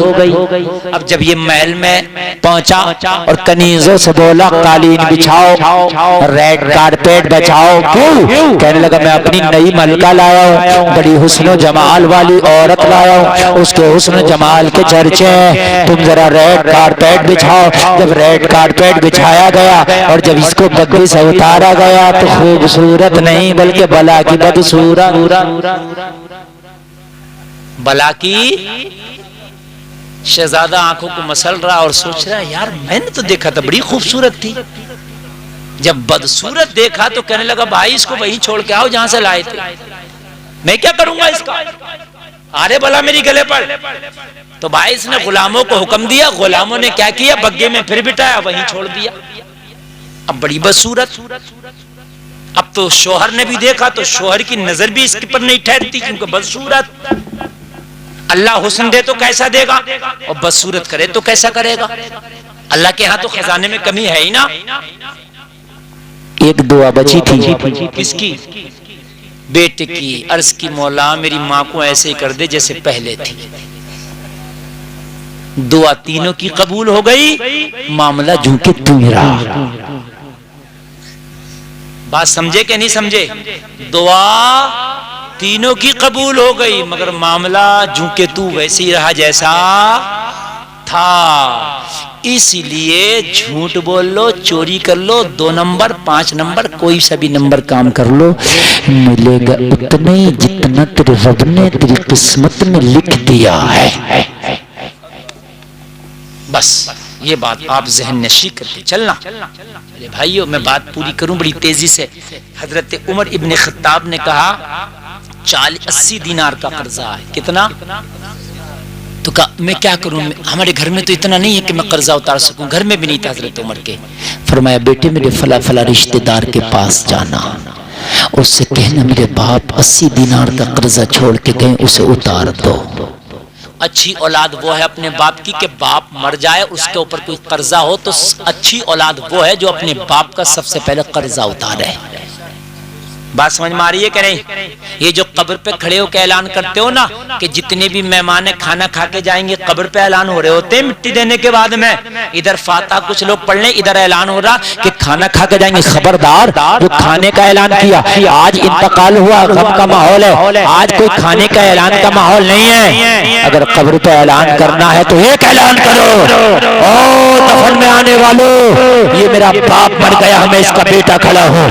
اگر میرے باپ کے اوپر کسی کا قرضہ ہے تو وہ آ کے مجھ سے لے لے, میں دینے کے لیے تیار ہوں. یہ اعلان کرو آپ, اور اگر لے نہ سکے تو معاف کر دینا میرے باپ. اور ایک اعلان اور کرو, اگر میرے باپ سے, میرے بھائی سے, میرے چاچا سے, میرے دوست سے کسی کو تکلیف پہنچی ہو, اگر زبان کے ذریعے تکلیف پہنچی ہو, ہاتھ کے ذریعے تکلیف پہنچی ہو تو وہ معاف کر دے. اور اگر بدلہ لینا چاہے تو میں تیار ہوں اس کا بدلہ دینے کے لیے. یہ ہے صحیح طریقہ بھائیو. کھانے کے اعلان ہوتے ہیں ہمارے یہاں. خبردار جو کھانے کا اعلان کیا, یار آج گھر سے جنازہ اٹھائے, ابھی وہ مسحری قبرستان سے واپس نہیں آئی ہے اور یہاں لمبے لمبے چاولوں کی بریانی چل رہی ہوتی ہے. میرے بھائیو ہنسنے کی نہیں رونے کی بات ہے, حقیقت بتا رہا ہوں میرے بھائیو میرے عزیزو.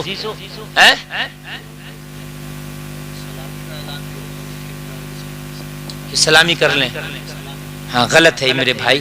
مسجد کے لاؤڈ اسپیکر سے سلامی تو سلامی, کسی اور بات کا بھی اعلان نہیں ہونا چاہیے. اس کی وجہ یہ ہے کہ وہ اذان کے لیے ہے, وہ یہ اس لیے نہیں ہے کہ اس کی مٹر ٹوٹ رہی ہے, اس کی مرغی کھو گئی, اس کا بکرا کھو گیا, اس کی عیق چھل رہی ہے. اعلان ہوتے ہیں بہت سے, نہیں ہے یہ. جب چندہ دیا تھا مسجد میں تو یہ سوچ کے دیا تھا کہ مٹر ٹوٹنے کے لیے اعلان کے لیے لاؤڈ اسپیکر لا رہے ہیں, یا یہ سوچ کے دیا تھا کہ اذان پڑھنے کے لیے لاؤڈ اسپیکر لا رہے ہیں؟ جب اذان پڑھنے کے لیے دیا تھا تو مٹر کے لیے الگ لاؤڈ اسپیکر لگا.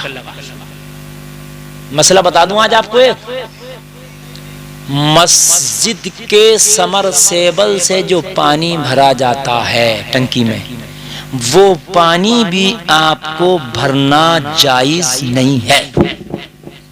صرف وضو کر سکتے ہو اس سے.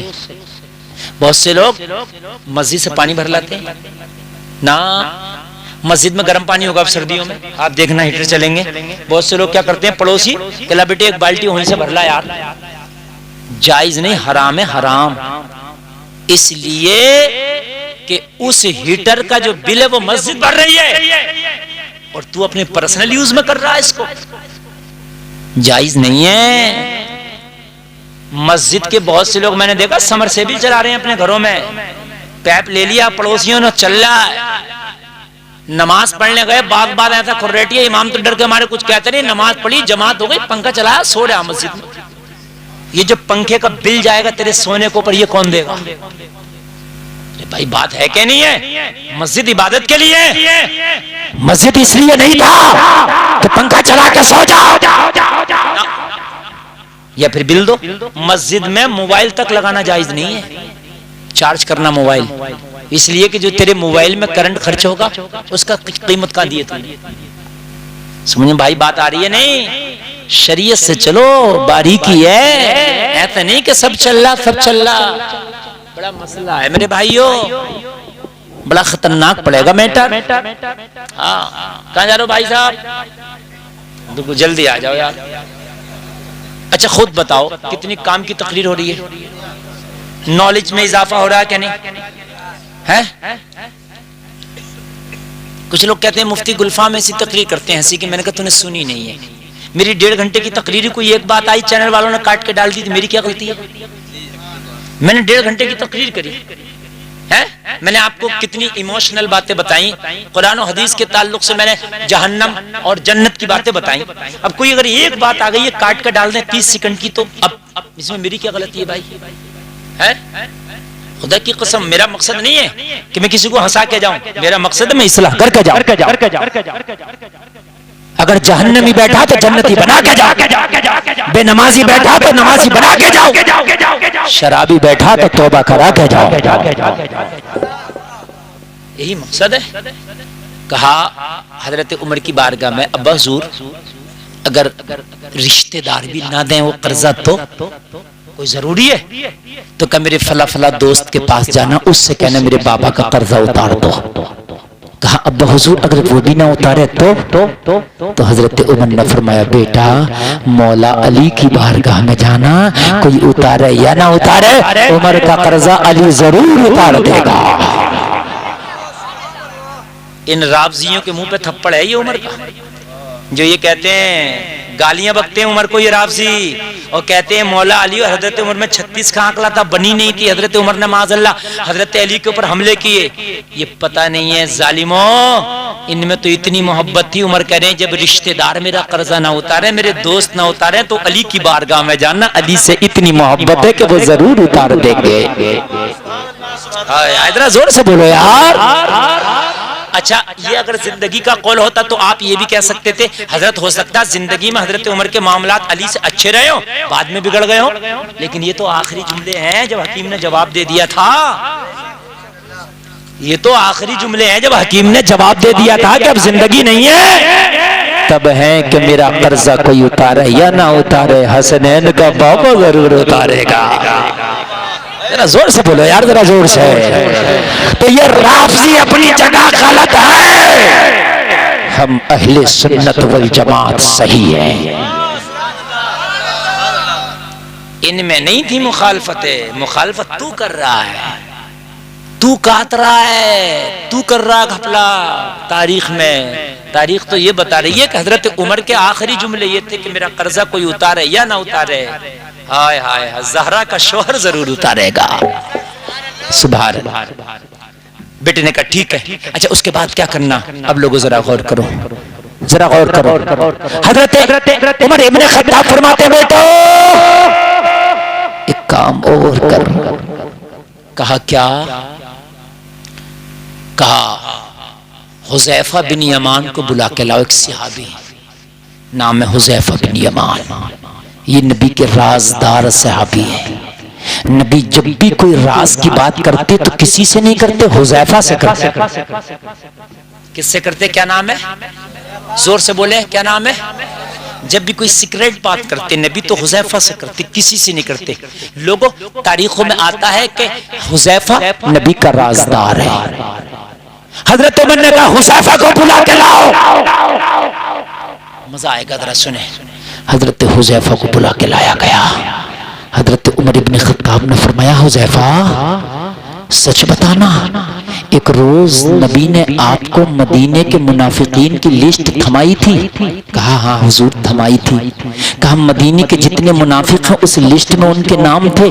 حذیفہ بن یمان سر ہلا کے کہہ رہے ہاں عمر وہ تھے. کہا وہ لسٹ کہاں ہے؟ کہا حضور وہ لسٹ میرے پاس ہے، وہ راز کی بات تھی، نبی نے مجھے بتایا تھا کہ فلاں منافق ہے مدینے میں، فلاں منافق ہے. جتنے بھی مدینے میں منافق ہیں ان سب کے نام اس لسٹ میں لکھے ہیں جو نبی نے مجھے عطا فرمائی تھی. حضرت حذیفہ فرماتے انہوں نے مجھے کیوں بلایا ہے؟ یہ بتاؤ آخری وقت میں مجھے کیوں بلایا؟ حضرت عمر فرماتے حذیفہ میں نے اس لیے بلایا کہ اس لسٹ میں عمر کا نام تو نہیں ہے. اس لسٹ میں عمر کا نام تو نہیں ہے. حضرت حذیفہ خاموش کھڑے، کچھ بولتے نہیں. حضرت عمر نے فرمایا حذیفہ بتانا پڑے گا، سانسیں کم ہے، میرے پاس وقت کم ہے، حذیفہ جلدی بتا کہ اس لسٹ میں عمر کا نام تو نہیں ہے. حضرت حذیفہ مسکرا کے بولے مبارک ہو عمر اس میں تیرا نام نہیں ہے. یہاں تو خالی جمعہ پڑھ کے جنت کے ٹھیکیدار سمجھتے ہیں آپ کو. خالی حج کریے بال بال حاجی جی اتنا بڑا مکار ہے کہ پڑوسی کی میٹ سب سے زیادہ حاجی جی چھانٹ رہا. سوچ رہا میں تو حج کریے آیا ہوں. میرا کیا ہو رہا؟ سمجھ رہے ہیں آپ؟ حج کریے، بکی باغ کھیلتا پھر رہا، تاش کے پتے اڑا رہا، تاش کے پتے، کہہ رہا یہ بن گیا میرا اکا۔ جب پتہ نہیں ہے حاجی جب مرے گا تو تیرا اکا کیسے بنے گا؟ پھر دیکھنا تو، صحیح بتا رہا ہوں میں۔ حج کر کے جھوٹ بولتا پھر رہا، جھوٹ، حرام خوریاں کر رہا حج کر کر کے۔ کان کھول کے سن، مولوی ہو، مفتی ہو، حاجی ہو، میرے بھائی جنت کا ٹھیکہ کسی کے باپ کا نہیں ہے۔ جنت انہیں ملے گی جو جنت کے حقدار ہیں، جن کے اعمال جنت کے قابل ہوں گے۔ ہم بھی نہ سوچے کہ ہم مولانا مفتی ہیں جنت ہماری ہے، عمل جائیں گے۔ حضرت فاطمۃ الزہرا کو جب قبر میں رکھا جا رہا تھا تو صحابہ کرے، او قبر تجھے پتا تیرے اندر کسے رکھا گیا؟ حسنین کی ماں ہے، تجھے پتا جو تیرے اندر آئی ہیں کون ہے؟ مصطفیٰ کی شہزادی ہے، پتا کون ہے؟ یہ علی کی بیوی ہے، پتا کون ہے؟ جنتی عورتوں کی سردار ہے۔ قبر سے آواز آئی، یہاں حسب و نسب نہیں دیکھا جاتا، یہاں نامہ اعمال دیکھا جاتا ہے۔ یہاں یہ نہیں دیکھا جاتا کس کا بیٹا کس کا پوتا، یہاں یہ دیکھا جاتا نامہ اعمال کیسا ہے۔ اب سنیں آخری بات، میری تقریر بہت لمبی ہو رہی ہے، آپ محبت سے بس آخری بات اور سنیں۔ بہت اچھا اور بہت کامیاب جلسہ ہے یہ ماشاءاللہ، بہت ٹائم سے 1 بجے تک لگ بھگ آپ کا جلسہ مکمل ہو جائے گا انشاءاللہ، آپ آرام بھی کر لیں گے۔ اللہ آپ کو سلامت رکھے، یہ آپ کی محبتیں۔ لیکن میں نے اتنے دل سے بولا، مجھے بھی یقین نہیں تھا کہ میں اتنی محنت سے تقریر کر لوں گا۔ جب میں تقریر کے لیے بیٹھا تھا نا تو میرا ٹمپریچر اتنا بخار تیز تھا، ایسا لگ رہا تھا کہ میں بول نہ سکوں گا۔ لیکن آپ کی محبتیں اتنی اچھی، آپ کی سماعتیں ہیں کہ میں بڑا دل کھول کے بول لیا۔ بیٹے نے کہا ابا حضور اب کیا کرنا؟ حضرت عمر ابن خطاب نے فرمایا بیٹا اب ایک کام کر، امی عائشہ کے پاس جا۔ میرے نبی کا وصال ہو چکا تھا اور نبی کے جہاں قبر شریف ہے یہاں 2 قبر بن چکی تھی اس روضہ رسول میں جو گنبد خضرا ہے۔ کس کس کی معلوم ہے؟ ایک میرے نبی کی قبر تھی اور ایک دوسری قبر کس کی تھی؟ کوئی بتا سکتا ہے جلسے میں پورے مجمع میں سے؟ کس کی تھی؟ اچھا ماشاءاللہ، ارے واقعی آپ کو پتہ، اللہ سلامت رکھے۔ چونکہ حضرت عمر سے پہلے حضرت ابو بکر کا وصال ہو گیا تھا، ان کی قبر تھی، اب ایک قبر کی جگہ خالی تھی۔ کہا بیٹا روضہ رسول میں ایک قبر کی جگہ خالی ہے، جا امی عائشہ سے جا کے پوچھ لے کہ میرا بابا اجازت چاہتا ہے وہاں دفن ہونے کی۔ اب جا کے یہ نہ کہنا کہ امیر المومنین کا بیٹا آیا، بیٹے وہ بڑی بارگاہ ہے، بیٹے وہاں پر یہ پد و عہدے نہیں چلتے، سیدھے سیدھے کھڑے ہو کے کہنا امی عائشہ عمر کا بیٹا آیا ہے۔ ہائے ہائے ہائے، اگر اجازت دے دیں تو مجھے روضہ رسول میں دفن کرنا، اور اگر ماں عائشہ اجازت نہ دے تو جنت البقیع میں دفن کرنا۔ جلسے میں آنے والوں ذرا غور کرو، بیٹا حضرت عائشہ کی بارگاہ میں حجرہ عائشہ کے دروازے پہ کھڑا ہے، کہنے لگا او ماں عائشہ عمر کا بیٹا آیا ہے۔ حضرت عائشہ نے فرمایا بتا کیوں آیا ہے؟ کہا باپ کے خنجر لگا ہے، خون بہ گیا۔ حکیم نے جواب دے دیا وقت بہت کم ہے، میرے باپ نے آخری مرتبہ یہ معلوم کرانے کے لیے بھیجا ہے کہ اگر آپ کی اجازت ہو تو باپ کو روضہ رسول میں دفنایا جائے۔ امی عائشہ کہتی ہے او عمر کے بیٹے، یہ جگہ تو عائشہ نے اپنے لیے رکھی تھی مگر مانگنے والا عمر ہے، اس لیے یہ جگہ میں عمر کو الاٹ کر دیتی ہے۔ ہائے ہائے ہائے ہائے، میں نے اپنے لیے رکھی تھی، میری قبر بننا تھی یہاں، لیکن مانگنے والا عمر ہے، منع نہیں کر سکتی، جاؤ۔ میں نے عمر کو یہ جگہ الاٹ کر دیا۔ سبحان اللہ۔ بیٹا آیا، حضرت عمر نے فرمایا بیٹا کیا خبر لایا؟ بیٹا مسکرا کے بولا باپ جگہ کی اجازت مل گئی ہے، مبارک ہو، روضہ رسول میں جو قبر کی جگہ ہے وہ آپ کے نام امی عائشہ نے کر دیا ہے۔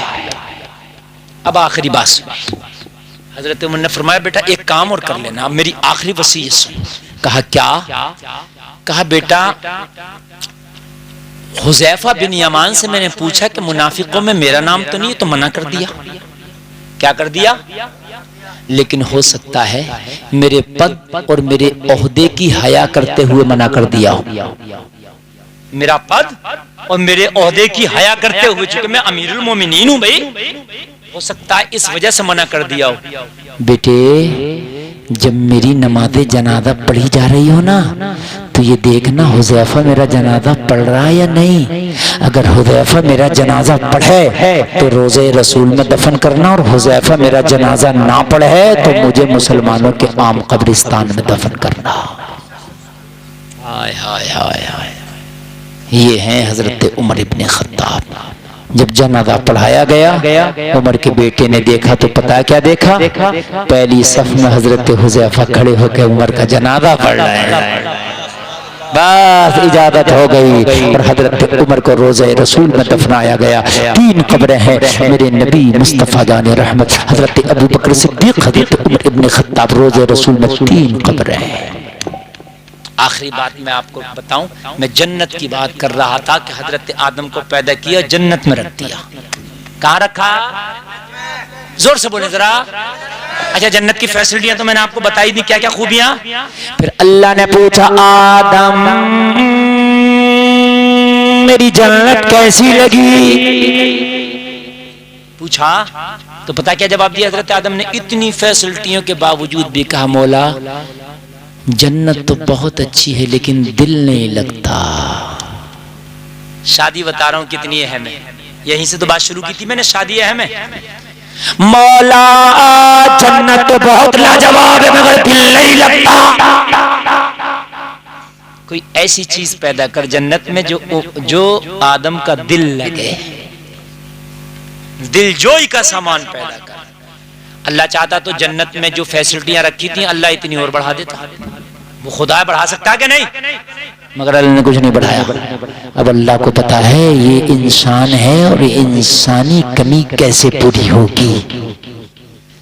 اللہ نے جنت میں حضرت آدم کا دل لگنے کے لیے، دل جوئی کے لیے آدم کی بائیں پسلی سے حضرت حوا کو پیدا کر دیا.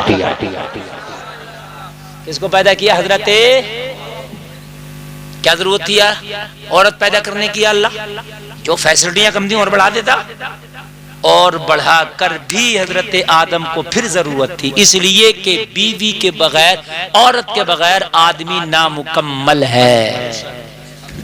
کتنی بھی فیسلٹیاں ہوں لیکن شادی کے بغیر انسان کیا ہے؟ نامکمل. پیدا کر دیا. کیسے پیدا کیا؟ حضرت آدم کی بائیں پسلی سے. کون سی سے؟ اور پسلی کیسی ہوتی ہے دیکھ رہا ہو تو کبھی اسے سیدھی کرنے کی کوشش مت کرنا. ہاں شادی کے بعد یہ بات سمجھ کے چلنا کہ محترمہ ٹیڑھی سے پیدا ہیں. بہت سے لوگ ڈنڈا لے کے گھومے پھرے، کر لے گا تو ڈنڈے سے سیدھی ہے؟ بڑے بڑے بادشاہوں سے سیدھی نہ ہوئی. بھائی سمجھ رہے ہیں کہ نہیں سمجھ رہے ہیں؟ یہ خیال رکھنا. یہ بات میں لازمی آپ کو بتا رہا ہوں، محترمہ ٹیڑھی پسلی سے ہیں، نبھا کے چلنا. 10 مرتبہ تمہارا غصہ برداشت کرتی ہے تو 1 مرتبہ محترمہ کا بھی پی جایا کرو. ایسا نہیں ہے کہ ہر وقت لٹیا گھوم رہی ہے، پریشان ہو جاؤ گے.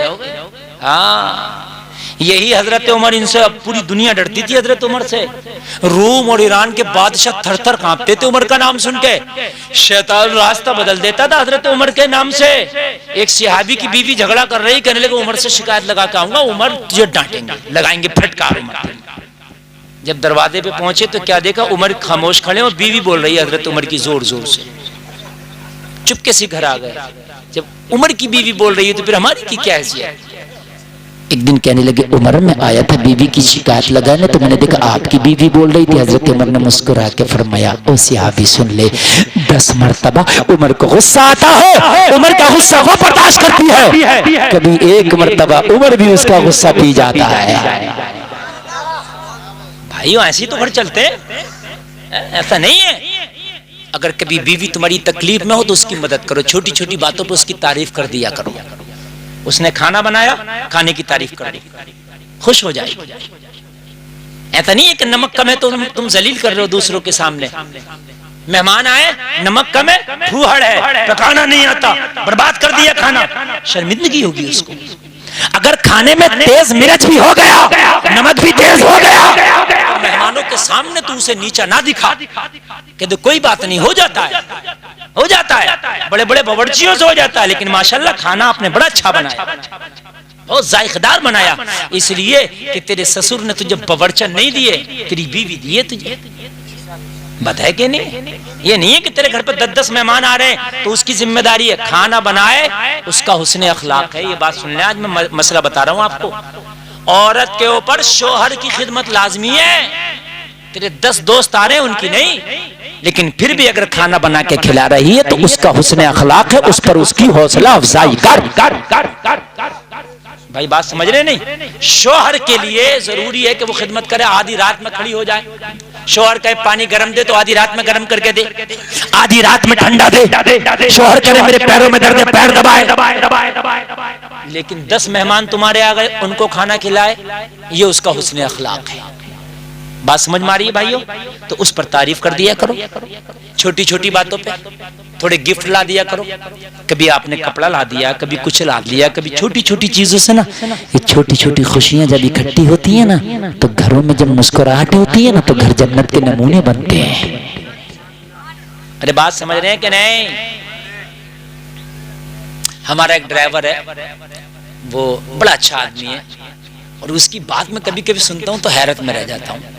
وہ اپنے گھر کو اتنے سلیقے سے چلاتا ہے، غریبی آدمی، زیادہ امیر نہیں ہے، لیکن باخدا اتنے سلیقے سے چلاتا ہے، ماشاءاللہ باشرہ داڑھی ہے اس کی، سمجھ رہے ہیں آپ، اور ماشاءاللہ نمازی ہے، اور وہ اتنے سلیقے چلاتا ہے۔ ایک دن کہنے لگا حضرت ہماری جو ہے بیگم نے کہا کہ وہ مہندی لگانا ہے، تو کون لا دیں؟ تو میں نے کہا ارے کون کی بات کر رہی ہیں آپ نے بڑی دنوں میں بڑے ٹائم کے بعد تو کوئی فرمائش کی ہے۔ بولے حضرت مجھے بھی تو خوشی کرنا تھا، میں 20 روپے کا کون لا دیتا، مہندی لگ جاتی۔ بولے میں نے 20 روپیہ خرچ نہیں کیا، میں نے 500 روپیہ خرچ کیا کہ مہندی لگانے والی کو بلا دیا۔ ارے آپ نے بڑی مشکل سے تو آج فرمائش کی ہے۔ تو وہ کہنے لگی ارے آپ نے اتنا خرچہ کیا کر دیا؟ ارے کیا بات ہے، تمہارے لیے 500 روپے کوئی زیادہ، حالانکہ 500 کوئی بڑی رقم نہیں ہے، لیکن خوشی کی بات میں آپ کو بتا رہا ہوں۔ اب آدمی اس 20 روپے کے کون پہ گالی بکتا، اور بڑے بھاری کون لگا گی، بات ہے کہ نہیں ہے، اور اس میں 2-4 باتیں کڑوی کہہ دیتا، اس کا دل ٹوٹ جاتا۔ عورت اگر اپنے شوہر کے لیے زینت کر رہی ہے، جائز ہے، ثواب ہے۔ اگر عورت مہندی لگا رہی ہے اس لیے کہ میرے شوہر کو میں اچھی لگوں، تو اس مہندی لگانے پر بھی اسے ثواب ملے گا۔ بات سمجھ رہے ہیں میرے بھائیوں؟ ہاں، عورت کے لیے مہندی زینت ہے۔ تو کہنے لگا حضرت میں نے کیا کیا، 500 روپے میں ایک مہندی لگانے والی جو ہوتی ہیں آرٹسٹ، ان کو بلا دیا، اور نے بڑی اچھے سے مہندی لگائی، اور میں نے کہا اب تمہیں اترنا نہیں ہے، چاہے مجھے تھوڑا سا کام کرنا پڑ جائے، لیکن جب تک مہندی سوکھ نہ جائے آرام کرو۔ کہنے لگے حضرت کیا میرا گھر جنت کا نمونہ ہے، میں نے 1-2 گھنٹے تھوڑا سا مطلب کچھ کرنے کا بھی ہوگا کر دیا اور دل خوش کر دیا۔ بولے حضرت جو پورا ہفتہ ہماری اہلیہ نے ہماری خدمت کی ہے، کپڑے، چائے گرم، پانی گرم، سمجھا؟ بولے حضرت گھر آئے تو بالکل کھانا گرم، چائے گرم، تو تیرے 500 روپے اور 2 میٹھے جملوں سے اگر تیری زندگی خوبصورت بن رہی ہے تو تو بے وقوف کیوں بن رہا ہے؟ بات ہے کہ نہیں؟ چھوٹی سی زندگی کو خوبصورت کرنے کے لیے آپ کو اپنی روش کو چینج کرنا ہوگا، ہے نا میرے بھائیوں؟ اللہ کے رسول صلی اللہ تعالی علیہ وسلم حضرت امی عائشہ فرماتی ہیں، کہتی ہیں کہ نبی اتنی محبت فرماتے تھے کہ کبھی کبھی جس کٹورے سے میں پانی پیتی اللہ کے رسول اسی کٹورے سے پانی پیتے، اور جس جگہ سے میں منہ لگا کے پانی پیتی اللہ کے رسول اسی جگہ سے منہ لگا کے پانی پیتے۔ مگر اللہ سدھار دے، آج کل کے کچھ ماں باپ بڑھیا بڈھے بھی ایسے ہیں، پتہ نہیں ان کے پیٹوں میں درد ہوتا، اگر بیٹا بیوی کے ساتھ کھانے لگے اور یہ تو جورو کا غلام ہو گیا، پورے محلے میں پھجیتے کرتے پھر رہی ہے۔ ارے بیوی کے ساتھ تو کھا رہا، کسی غیر کے ساتھ تھوڑی نہ کھا رہا، خوش ہو جا۔ اگر تیرے بیٹے میں تیری بہو میں محبتیں رہیں گی تو نہ تیرا بیٹا گناہوں کی طرف جائے گا، نہ تیری بہو گناہوں کی طرف جائے گی۔ ساتھ میں کھایا کرو بیویوں کے، اس سے محبتیں بڑھتی ہیں۔ میرے بھائیوں یہ اسلام ہے، یہ میں جو آپ کو بتا رہا ہوں یہ اسلام ہے۔ پہلے ایک طبق میں کھاتا تھا پورا گھر، محبتیں اتنی ہوتی تھی، اتنی محبتیں ہوتی تھی کہ دور کا بھی اگر چچا ہے نا تو اتنی محبت سے بولتا تھا، زور سے نہیں بولتا تھا چچا آ گئے۔ اب تو بھئیے کا گریبان پکڑ کے گھوم رہا، ختم ہو گئے، ڈسپوزل پلیٹیں چل رہی ہیں، کھاؤ پھینک دو۔ کہاں گئے؟ اخلاق و کردار سب ختم ہے۔ پہلے ساتھ میں کھاتے تھے، میں نے اپنے بچپن میں دیکھا اتنا بڑا طبق ہوتا تھا، شکرانہ ہو گیا اور 5 لوگ اور مہمان سب اسی میں کھا رہے ہیں۔ میرے بھائی ہوتا تھا نہیں ہوتا تھا؟ اب تو ڈسپوزل ہے، کھاؤ پھینک دو۔ تو جیسے کھانے ویسے ہی تمہارے رکھ رکھاؤ بھی ہو۔ بس اللہ میرے بھائیوں ہمیں شریعت پہ عمل کی توفیق عطا فرمائے اور ٹیڑھی پسلی سے پیدا کان کھول کر کے سنیں۔ اور ایک بات میں آپ کو اور بتا دوں میرے بھائیوں، ایک بات میں آپ کو اور بتا دوں، وہ بات یہ ہے کہ عورت کے ساتھ میانہ روی اختیار کیا۔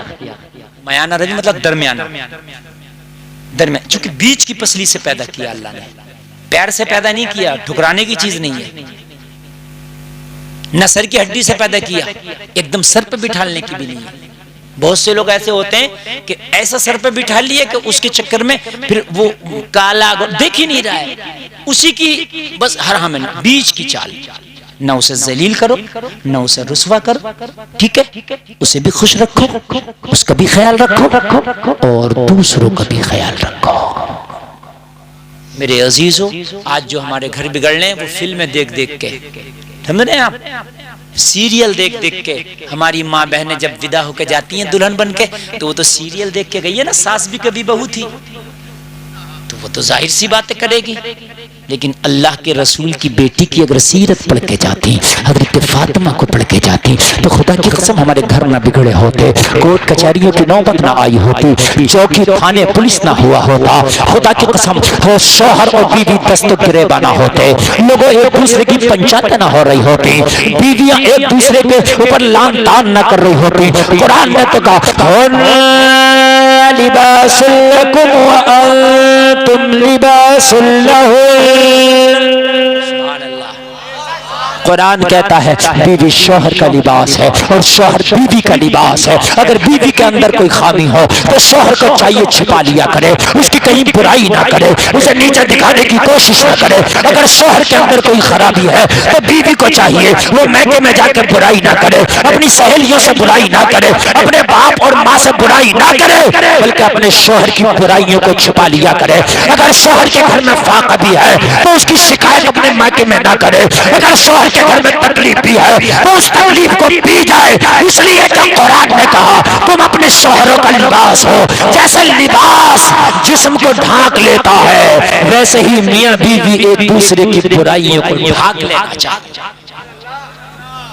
اگر آپ ایک دوسرے کی برائیوں کو میرے عزیزوں ڈھانک لوگے نا تو کل قیامت کے دن اللہ آپ کو سرخروی عطا فرمائے گا۔ اللہ نے حضرت حوا کو پیدا کیا اس لیے کہ اللہ کو معلوم ہے اس انسان کی زندگی تبھی مکمل ہے جب اس کی زندگی میں ایک عورت ہے، ایک بیوی ہے، ایک شریک حیات ہے۔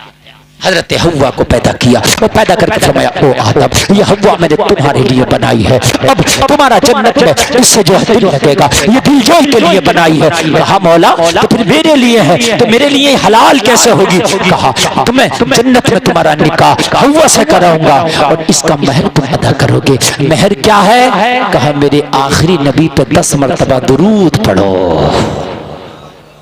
سبحان اللہ، درود شریف پڑھا، مہر ادا ہو گیا۔ حضرت حوا حضرت آدم کی شریک حیات بنی، حضرت آدم کی بیوی بنی، اور انہی حوا کو اور انہی آدم کو پھر اللہ نے جب جنت سے دنیا میں بھیجا، زمین پہ بھیجا، تو لوگوں ذرا غور کرو، دونوں کو بھیجا الگ الگ تھا مگر پھر اللہ نے پھر دونوں کی ملاقات کرا دی، اور انہی سے اللہ فرماتا ہے یا ایھا الناس اتقوا ربکم الذی خلقکم من نفس واحدہ وخلق منها زوجها وبث منہما رجالا کثیرا ونساء۔ اللہ نے فرمایا ایک مرد اور ایک عورت سے اللہ نے تمہیں پیدا کیا ہے، اور بہت سے مرد عورتوں کو اللہ نے ایک جوڑے سے پیدا کیا، ایک مرد سے ایک عورت سے، ایک نر سے ایک ناری سے۔ اللہ نے بہت سے رجالا کثیرا ونساء، بہت سے مرد اور بہت سی عورتوں کو اللہ نے پیدا کیا۔